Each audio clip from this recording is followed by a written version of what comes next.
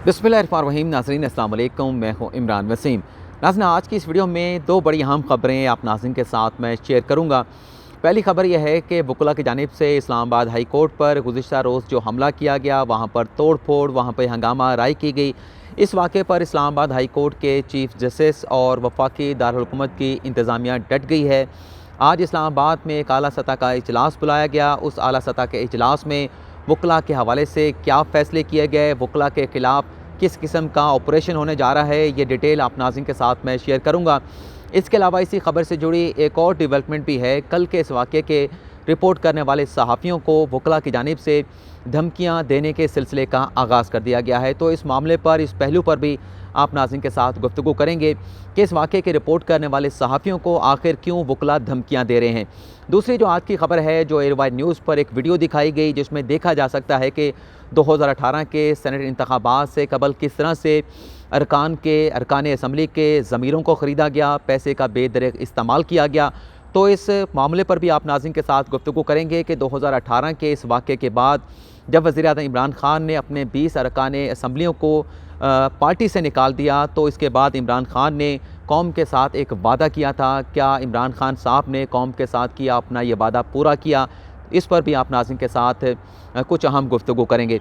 तो सबसे पहले बात कर लेते हैं कि इस्लामाबाद हाई कोर्ट के चीफ जस्टिस और इस्लामाबाद की इंतज़ामिया इस वाक़े के बाद किस तरह से डट गई है, क्योंकि वकला की जानिब से बहुत ज़्यादा प्रेशर था। लेकिन अब ये बताया जा रहा है कि आज एक आला सतह का इजलास बुलाया गया था। इस आला सतह के इजलास की जो सरबराही कर रहे थे IG इस्लामाबाद कर रहे थे। इस इजलास में दीगर जो लोग शरीक हुए, फ़ैसले क्या हुए, वो भी आप नाज़रीन के साथ मैं आगे चल के शेयर करता हूँ।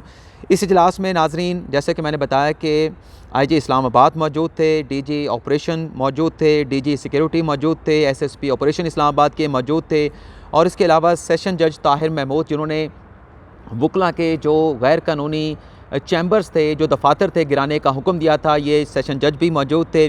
सेक्रेटरी कानून, सेक्रेटरी दाखिला और रजिस्ट्रार इस्लामाबाद हाई कोर्ट भी इस इजलास में शरीक हुए। आज एक डेवलपमेंट ये हुई है कि CDA की जानिब से वो वकला जिन्होंने F8 कचहरी में सरकारी इमलाक पर, फुटबॉल ग्राउंड पर, नौजवानों के खेलने की जो जगह है, जो फुटबॉल ग्राउंड है, वहाँ पर अपने चैम्बर्स बना रखे हैं, और इसके अलावा जो फुटपाथ की जगह है, वहाँ पर जो वकला ने अपने दफातर बना रखे हैं, उन्हें आज एक वार्निंग नोटिस जो है वो इस्लामाबाद के इंतज़ामिया CDA की जानिब से जारी कर दिया गया है। क्योंकि रोशनी बहुत ज़्यादा है, तो ये जो इसके ऊपर लिखी हुई तहरीर है वो पढ़ना आप नाज़रीन के लिए मुमकिन नहीं होगा। तो मैं बता देता हूँ, ये नोटिस दिया गया है CDA की जानिब से ऑर्डिनेंस 1960 के तहत, और इसकी सेक्शन 49C है जिसके तहत ये नोटिस दिया गया।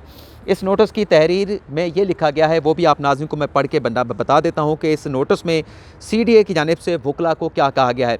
इस नोटिस में कहा गया है कि F8 कचहरी में फुटपाथ, पार्किंग एरियाज़ पर गैर कानूनी तामीरात ख़त्म कर दें। ये वकला को नोटिस दिया गया है, इंतज़ामिया की जानिब से वार्निंग दी गई है। नोटिस में लिखा गया है कि F8 कचहरी के तमाम काबज़ीन को, वकला नहीं काबज़ीन को आखिरी वार्निंग है, मतलब वकला को काबज़ीन कहा जा रहा है। अगर F8 कचहरी में गैर कानूनी तामीरात ना ख़त्म की गई तो इन्हें गिरा दिया जाएगा, और इसे CDA का फ़ाइनल नोटिस समझा जाए, मज़ीद कोई नोटिस नहीं दिया जाएगा। सरकारी ज़मीन पर कब्ज़ा और गैर कानूनी तामीरात कानून के ख़िलाफ़ वर्जी है। अगर ऑपरेशन में काबज़ीन को कोई नुकसान हुआ तो इसका कोई इदारा ज़िम्मेदार ना होगा। कल जब हमला किया गया था और मुतालबात पेश किए गए थे वकला की जानिब से जस्टिस मोहसिन अख्तर कियानी को, उन मुतालबात में वकला का एक ये मुतालबा भी था कि हमारे जो दफातर गिराए गए हैं इस्लामाबाद इंतज़ामिया की जानिब से, उन्हें दोबारा तामीर करके दिया जाए, और हर दफ्तर का अलग से 5 लाख रुपए मुआवजा भी दिया जाए। तो वो मुआवजा भी नहीं दिया जा रहा, दफातर तामीर भी करके नहीं दिए जा रहे इंतज़ामिया की जानिब से। लेकिन मज़ीद ये फ़ैसला कर लिया गया है कि जो भी काबज़ीन हैं जिन्होंने सरकारी इमलाक पर कब्ज़ा कर रखा है, उनके ख़िलाफ़ ऑपरेशन जो है वो बिला किसी इम्तियाज़ के जारी रहेगा। तो नाज़रीन, अफसोसनाक वाक़या था। और उसके बाद जो दूसरा अहम फ़ैसला किया गया इस इजलास में, आला सतह के इजलास में, वो ये किया गया कि 35 या 34 वकला के ख़िलाफ़ तो मुकदमा दर्ज कर लिया गया है इस्लामाबाद पुलिस की जानिब से, लेकिन मज़ीद कार्रवाई की जाएगी, मज़ीद क्या ऑपरेशन किया जाएगा। उसमें यह बताया गया है कि CCTV फुटेज की मदद से वो वकला जो chief justice Islamabad high court के दफ्तर पर, चैम्बर पर, इस्लामाबाद हाई कोर्ट पर हमले में, वहाँ पर तोड़ फोड़, हंगामा आराई में मुलव्वस से CCTV फुटेज से उनकी शनाख्त की जाएगी। और CCTV फुटेज से उनकी शनाख्त करने के बाद उनके ख़िलाफ़ भी दहशत गर्दी के मुकदमात का इंदराज किया जाएगा। और इस बात का इम्कान ज़ाहिर किया जा रहा है कि जब CCTV फुटेज से इस्लामाबाद हाई कोर्ट पर हमला करने वाले वकला की शनाख्त की जाएगी तो उनकी तादाद जो है वो 34-35 से बढ़ के 250-300 तक पहुँच सकती है। तो चीफ़ जस्टिस इस तरह से डट गए हैं कि कल जब उनकी चीफ़ जस्टिस पाकिस्तान जैसे गुलजार अहमद से मुलाकात हुई, इस मुलाकात के बाद पहले तो ताहुक्म सानी इस्लामाबाद हाई कोर्ट के चीफ़ जस्टिस अतर मिनल्ला ने डिस्ट्रिक्ट कचहरी को और इस्लामाबाद हाई कोर्ट को बंद करने का फ़ैसला कर दिया गया था, ऑर्डर जारी कर दिया गया था। लेकिन कल से इस्लामाबाद हाई कोर्ट है वो भी खुलेगी, डिस्ट्रिक्ट अदालतों को भी खोल दिया गया है और तौहीन अदालत के कार्रवाई करने का फ़ैसला किया गया है। जिन वकला की इब्तदाई तौर पर शनाख्त हुई है उनके लाइसेंस भी मुअत्तल कर दिए गए हैं। तो इस्लामाबाद की इंतज़ामिया भी डट गई है और चीफ़ जस्टिस भी डट गए हैं कि जो भी इस वाक़े में मुलव्वस है, जिस तरह से मुल्क की जगहसाई कराई गई, क्योंकि पूरे मीडिया ने इस वाक़े को रिपोर्ट किया था, तो किसी के साथ भी किसी किस्म की नरमी या रियायत नहीं बरती जाएगी। इसी खबर का जो दूसरा पोर्शन था जो मैंने बताया कि एक नई डेवलपमेंट ये हुई है कि इस वाक़े को रिपोर्ट करने वाले सहाफ़ियों को वकला की जानिब से धमकियाँ देने के सिलसिले का आगाज़ कर दिया गया है। ये एक वकील हैं इस्लामाबाद की डिस्ट्रिक्ट इंतज़ामिया के, हाई कोर्ट के भी वकील हैं। इनका मैं नाम ना ज़ाहिर नहीं कर रहा, लेकिन ये उनकी फ़ेसबुक वॉल के ऊपर एक स्टेटस दिया गया है इस्लामाबाद के उन सहाफ़ियों के हवाले से जिन्होंने कल इस वाक़े को रिपोर्ट किया था। इस स्टेटस में वो क्या लिखते हैं कि उन रिपोर्टर को अपनी बार का स्टेज भी दिया, मतलब जो सहाफ़ी जो इस्लामाबाद हाई कोर्ट के इस वाक़े को रिपोर्ट कर रहे थे उन्हें हमने अपनी बार का स्टेज दिया था, अपने निवाले खिलाए थे, अपने साथ बैठ के खाना खिलाया था, लेकिन इन्होंने हमारी एसोसिएशन में बैठ के, हमारी उस बार में बैठ के अपनी एसोसिएशन बना ली और इनकी रिपोर्टिंग को चेक करें, ये स्टेटस में लिखा गया। आगे लिखा गया कि तुम्हारा दाखिला अब बंद होगा, मतलब सहाफ़ियों को कहा जा रहा है कि तुम्हारा दाखिला हमारी बार में बंद होगा, सब्र करो, तुम्हारा काम करते हैं, तुम्हारा बंदोबस्त करते हैं, वही तुम्हारे लिए सीढ़ियाँ होगी, वही ज़मीन होगी जहाँ तुम लोग बैठा करते थे। यानी कि एक एहसान जो है वो जताया जा रहा है वकला की जानिब से कि हम लोगों ने आपको कमरा दिया था, आपकी एसोसिएशन को बैठने के लिए, आपके सहाफ़ियों को बैठने के लिए जो कमरा दिया गया था वो कमरा आपसे वापस ले लिया जाएगा और जो आपको बार के जो रूम है वहाँ पर एक्सेस दी गई थी वो एक्सेस भी अब आपसे वापस ले ली जाएगी। ये वो धमकी है जो एक दी गई है फेसबुक के ऊपर। इसके अलावा क्या धमकियाँ दी जा रही हैं, वकला का कितना खौफ है, आज हमने मुख्तलिफ वकला से सुप्रीम कोर्ट में बात की तो कोई भी वकला इस वाक़े की मज़म्मत करने के लिए तैयार नहीं था। इतना ज़रूर कह रहा था कि ये अफसोसनाक वाक़या था, ये एक सैड न्यूज़ थी, लेकिन हमने कहा कि आप इस वाक़े को कंडम करेंगे, तो उसने कहा कि हम कंडम नहीं करेंगे, वाक़या अफसोसनाक है, एक ट्रेजिक ये वाक़या था, लेकिन चूँकि ये वकला ही बुरे वक्त में हमारे साथ खड़े होते हैं तो चाहे जैसा भी वाक़या है हम वकला के साथ खड़े हैं।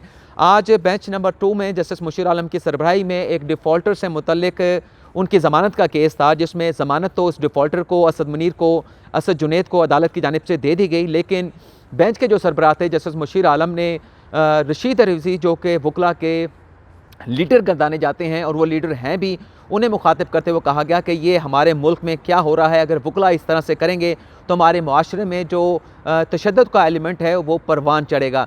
जिस पर रशीद रिज़वी साहब ने जो जवाब दिया, बड़ा ज़बरदस्त किस्म का उनका जवाब था। मैंने किसी वकील से मुंह से ऐसा जवाब नहीं सुना। उनका ये कहना था कि कल जो वाक़या इस्लामाबाद हाई कोर्ट में पेश आया, इस पर हमारे जो सर है वो शर्म से झुक गए हैं, हमें समझ नहीं आ रहा कि हम किस तरह से अपना सर उठा के आगे चलें। लेकिन जस्टिस मुशीर आलम की जानिब से कहा गया कि आप बाहर के बड़े हैं, वकला के बड़े हैं, जितने भी बड़े बड़े वकला हैं उन्हें इस मामले में इंटरवीन करना चाहिए और इस मामले के हवाले से जो भी हो सकता है इसका सलूशन निकालने के हवाले से आप अपना किरदार अदा करें, जिस पर हामी भरी गई रशीद रिज़वी की जानिब से। लेकिन गुज़िश्ता रोज़ जो सुप्रीम कोर्ट बार एसोसिएशन की जानिब से एलामिया जारी किया गया था उसमें कल के इस वाक़े में मुलव्वस वकला को मुकम्मल तौर पर सपोर्ट किया गया था और ये कहा गया था कि ये जो वाक़या हुआ है ये इस्लामाबाद हाई कोर्ट के चीफ़ जस्टिस अतर मिनल्ला की नाकामी की वजह से हुआ है। ये वकला और बेंच के दरमियान जो हारमनी होती है, जो हम आहंगी होती है, वो बनाने में नाकाम साबित हुए हैं। और ये कहा गया कि वकला के ख़िलाफ़ जो मुकदमात का इंदराज किया गया है, हम वकला के साथ खड़े हैं, वकला को सपोर्ट करेंगे। देखते हैं कि इस वाक़े का नतीजा क्या निकलता है, लेकिन लगता यह है कि इस मामले पर जैसे मैंने आपको पहले बताया कि चीफ़ जस्टिस भी डट गए हैं और इस्लामाबाद की इंतज़ामिया अब वकला के जो चैम्बर्स हैं जिस पर ये सारा मामले का सारे इशू का आगाज़ हुआ था, जो एक्शन लिया गया था, वकला के दफातर गिरा दिए गए थे, उस ऑपरेशन को जारी रखने का फ़ैसला किया गया है और बिला इम्तियाज़ ये ऑपरेशन जारी रहेगा। दूसरी जो खबर थी, जो एयरवाई न्यूज़ पर एक वीडियो दिखाई गई जिसमें देखा जा सकता है कि वो 20 अरकान जिन्हें इमरान खान की जानिब से कार्रवाई का सामना करना पड़ा, जिन्होंने अपने वोट मुबैना तौर पे फ़रोख्त कर दिए थे। वीडियो में उनके चेहरे इस तरह से वाज़े नज़र नहीं आ रहे, लेकिन कुछ जो अरकान हैं उनके चेहरे वाज़े तौर पे देखे जा सकते हैं। और इसके बाद वज़ीर-ए-आज़म इमरान खान की जानिब से कौम के साथ एक वादा किया गया था कि इन अरकान के ख़िलाफ़ जो केसेस हैं मैं नैब को भिजवाऊँगा। तो आज ये वीडियो भी मंजर आम पर आ चुकी है कि वो कौन से लोग थे, किस तरह से पैसे उन्होंने कलेक्ट किए, किस तरह से पैसों के बैग भरे गए, पैसों के ढेर किस तरह से लगाए गए, उनके ज़मीर किस तरह से ख़रीदे गए, पैसे का बेदरेक किस तरह से इस्तेमाल किया गया। लेकिन इसमें जो अफसोसनाक बात है कि इसमें देखा जा सकता है कि पाकिस्तान तहरीक इंसाफ के सरदार अदरीस इसी फुटेज में मौजूद हैं। आज वो PTI के रुकने कौमी असम्बली हैं। दूसरे जो हैं वो सुल्तान महमूद ख़ान है या सुल्तान मोहम्मद ख़ान है, मुझे नाम के हवाले से थोड़ी सी कन्फ्यूजन है, या सुल्तान महमूद ख़ान है या सुल्तान मोहम्मद ख़ान है। इसे भी देखा जा सकता है कि फुटेज में ये भी पैसा वसूल कर रहे हैं, पैसा वसूल करके अपने बैग में रख रहे हैं।